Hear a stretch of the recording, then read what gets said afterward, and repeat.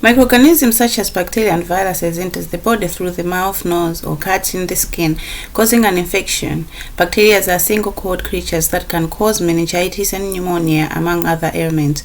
Viruses require a host in order to proliferate and survive.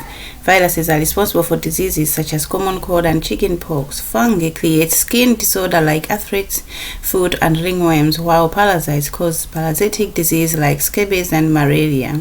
Infection can be spread through direct contact, indirect contact, bugs, bites, and contaminated food. Indirect infection spread happens when germs or viruses are transferred to a surface that another person touches and then transferred to their own body, usually through their mouth. A cold virus is assumed to be able to remain on indoor surfaces for several days, but its potential to infect people decreases significantly over time. Insect bites can also spread infectious disease through vectors or carriers. For insects like mosquitoes and ticks, this is the most prevalent form of transmission. Food can also become contaminated with bacteria like E. coli, which causes food poisoning and makes a person sick. To protect our cell and important organs from infection, the body has three lines of defense: innate, non-specific defense, and defense mechanisms that work to keep diseases out of the body or to remove invaders.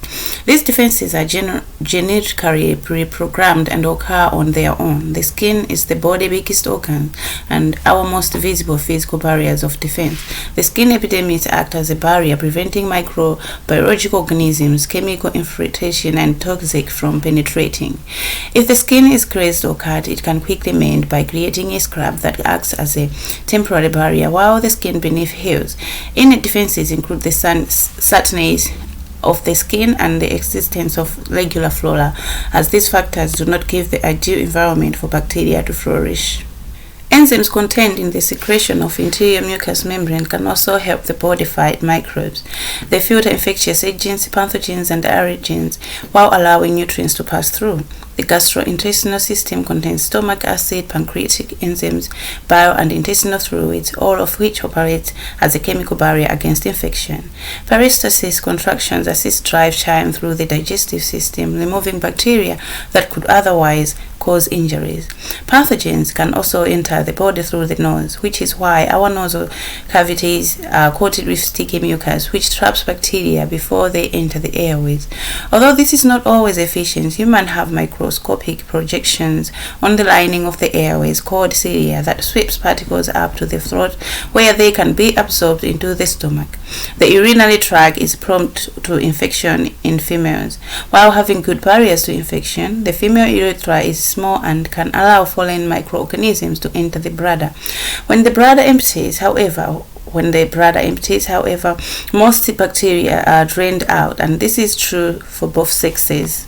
When the body is injured, it triggers an inflammatory response, which is the body's innate immune system response to damage or infection, which involves a series of cellular events. The physical effect involves blood vessels dilation, which causes breaches in the cell wall, enabling big blood cells to pass through, boosting blood flow and causing inflammation.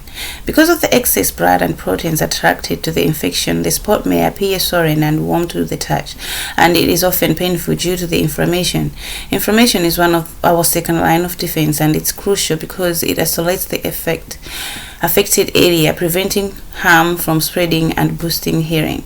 In the diagram, we can see an example where the skin has been damaged and chemical signals from the cell have been produced to notify phagocytes to migrate into the area to absorb the bacteria into the vesicle called a phagosome. This process is called phagocytosis. A phagosome is formed when a phagosome unites with a lysosome. The contents of this phagosome are destroyed by digestive enzymes, putting an end to the phagocytosis process. When the monocytes become inflamed, macrophages form, and they play a critical role in the immune system. Macrophages are a type of cytokine cell that defends the body against infection by preventing or eliminating germs. Cytokines are complement proteins that are produced by a variety of cells to improve the immune response via signaling, mediating inflammation, and mediating immunity. There are more than 30 complement proteins in all, which are activated when a pathogen, for example, is present. They interact to trigger a chain of events that attracts phagocytes. phagocytes to remove undesirable particles, trigger inflammation, and make proteins to combat invading organisms. Antigens are chemicals present inside pathogens that aid in their entry into the body. Antigens triggers the immune response in the body by alerting the cells to an impending attack. Neutrophils like antigens, whereas macrophages do. Neutrophils are the common white blood cells, and they are often the first to arrive at an infection or damage site. These medium-sized cells adhere to the blood cell walls and prevent bacteria from entering the bloodstream. To carry out the phagocytosis process, monocytes transform into macrophages. On this slide, you can view description of other immune cells. Lymphocytes are a type of blood cells found in lymphatic tissues throughout the body. T cells and B cells are the two types of lymphocytes. T cells are immune cells that mature in the thymus gland and aid in the destruction of infection and malignant cells. The most prevalent form of T cells is the helper T cell, which regulates most immunological processes in the body by secreting lymphokines that stimulate other T cells to develop and fight foreign substances. When activated, B cells mature in the bone marrow and create antibodies or immunoglobulin. Plasma cells are a sort of B cells that produces antibodies and secretes them into the circulatory system to offer immunity and memory. In lymph nodes, B cells preserve the memory of the individual antigens to be employed again if necessary. Immunoglobulin serves a variety of purposes, including immune cells recruitment, toxin neutralization, and antigens elimination. The immunoglobulin chains are arranged in a Y form, with the smallest chains having the potential to attack the antigens. As you can see, the immunoglobulin is given its name based on the type of heavy chain it contains. On this slide, the most common immunoglobulin variants are depicted.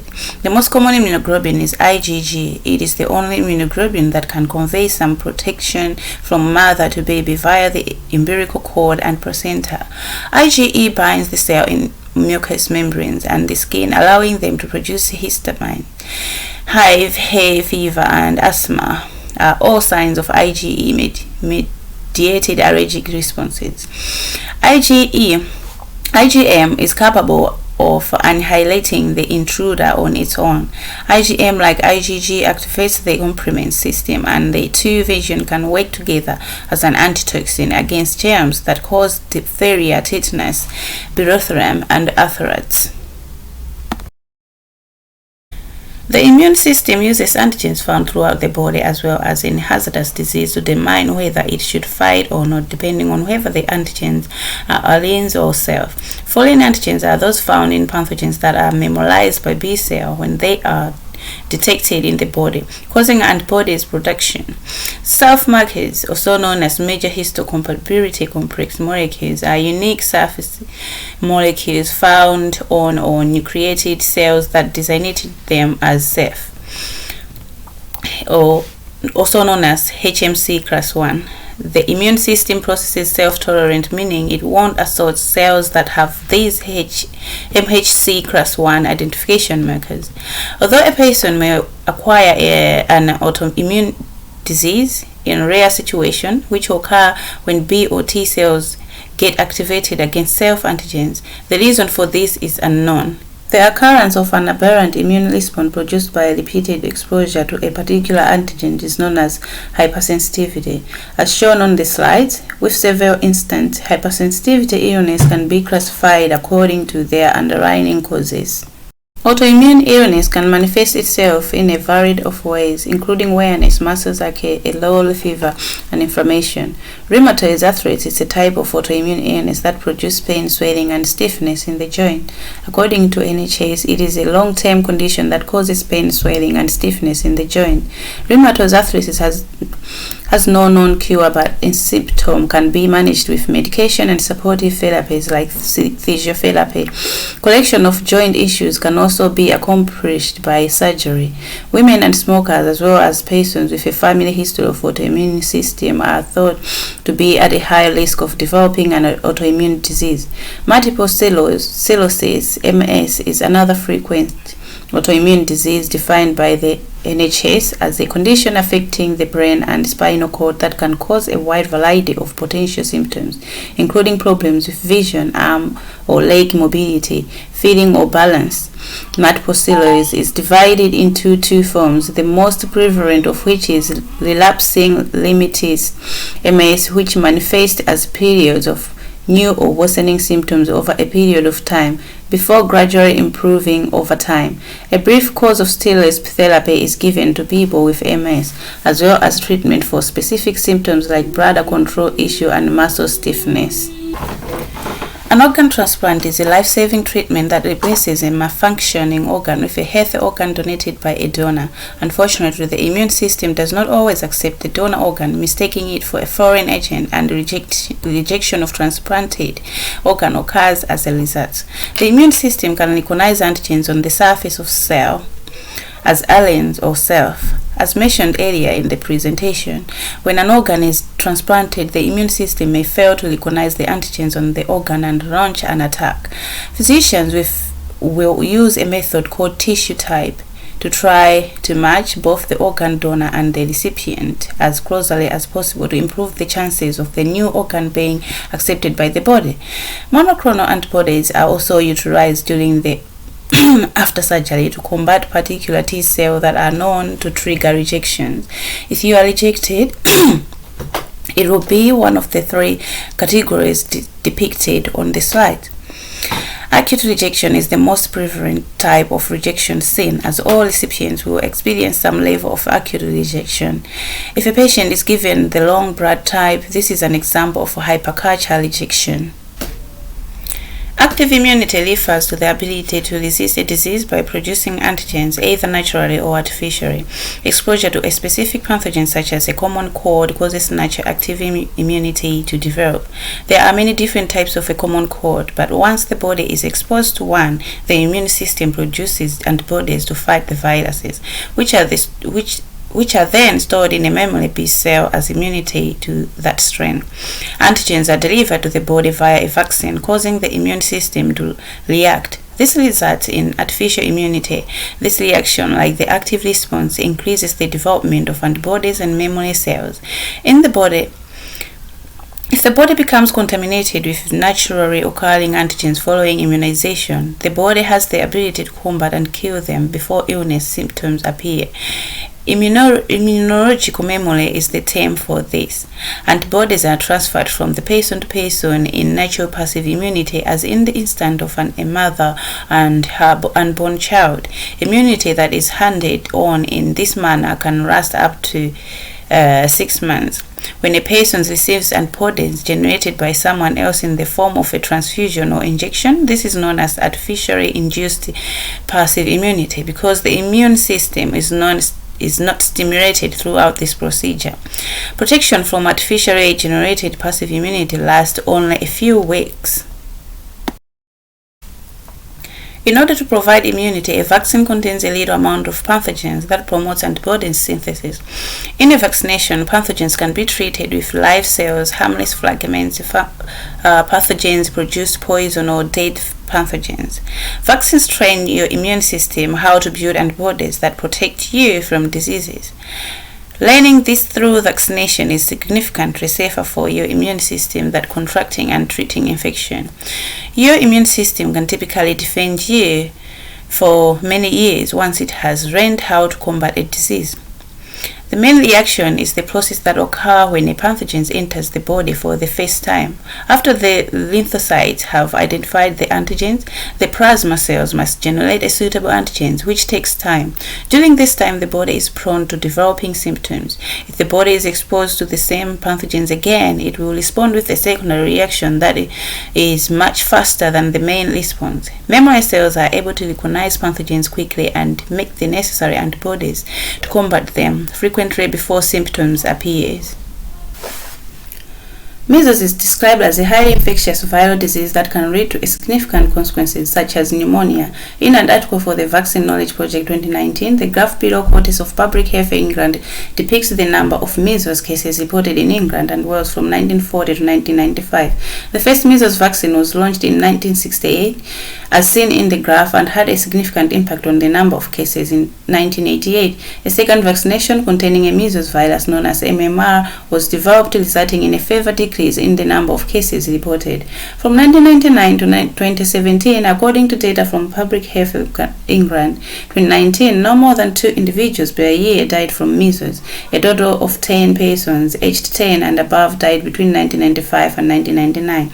According to an article published by the Vaccine Knowledge Project 2019, the number of children receiving the MMR vaccine fell in the 2000s, and this decline is blamed for multiple outbreaks since then. According to the article, there were 2016 cases of measles reported in 2012 and 1,287 cases in the first half of 2013. Herd immunity is a method of conferring protection to individuals of the community who are unable to be vaccinated, such as newborn babies or people who are ill, without requiring them to come into touch with the pathogen, either naturally or artificially. Herd immunity is based on the idea that if the majority of the population is protected by vaccination or natural immunity, illness are less likely to spread. Several issues might arise during an outbreak before the population achieves a high enough degrees of immunity and achieve herd immunity. Pathogens, for example, can present with a variety of antigens, making it challenging for the body to protect itself against all of them. Pathogens also have antigenetic variability, which causes the same issue as antigens variations. Because some illnesses are easily transmitted from person to person and some populations suffers more than others, the threshold of immunization necessary to establish herd immunity can be affected by the transmissibility and severity of the pathogens microorganisms. Herd immunity is more difficult to establish in total world, since our world is more globally connected than ever before, leaving us vulnerable to global pandemic as seen by the SARS-CoV-2 coronavirus outbreak in 2020. Before immunization, disease including measles, polio, and whooping cough were significant causes of juvenile death. Without vaccines, we are at danger of catastrophic sickness and disabilities from illness including measles, meningitis, pneumonia, tetanus, and polio, according to the World Health Organization. Vaccines are thought to save between 2 and 3 million lives per year, according to the World Health Organization. Smallpox was declared eradicated via a worldwide immunization program by the World Health Organization in 1979, and polio has not been observed in Europe since 2002.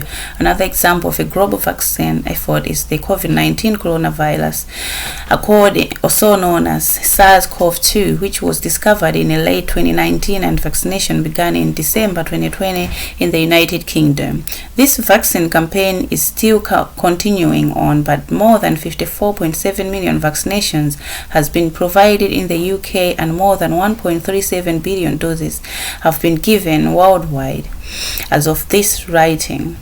In the United Kingdom, children receive 11 plus immunization to protect them from disease such as diphtheria, tetanus, polio, measles, mumps, rubella, and influenza. With parental approval, these immunization will be administered at present times in the child's life by a health visitor, nurse, or GPs. The NHS has added pharmacists to the list of medical professionals who can administer a vaccine to enhance vaccine and update over the year since vaccines were originally introduced. This is thought to make it easier for adults with full-time jobs and facilities to find time to visit a clinic for vaccination. Some people refuse to be vaccinated, which the World Health Organization claims disturbs the program efficiency and classifies them as anti-vaxxers. Factors influencing COVID-19 vaccination uptake across minority ethnic groups were outlined in a recent publication prepared by the UK Government Scientist Advisory Group for Emergencies. According to the research and analysis paper, vaccine uptake has been lower in areas with a higher proportion of minority ethnic groups. Operation and barriers to vaccine uptake include perception of risk, low confidence in the vaccine, disruption, access barriers, inconvenience, social demographic context, and lack of endorsement vaccine offer or communication from trusted providers and community readers. That's the end of my presentation, and thanks for listening.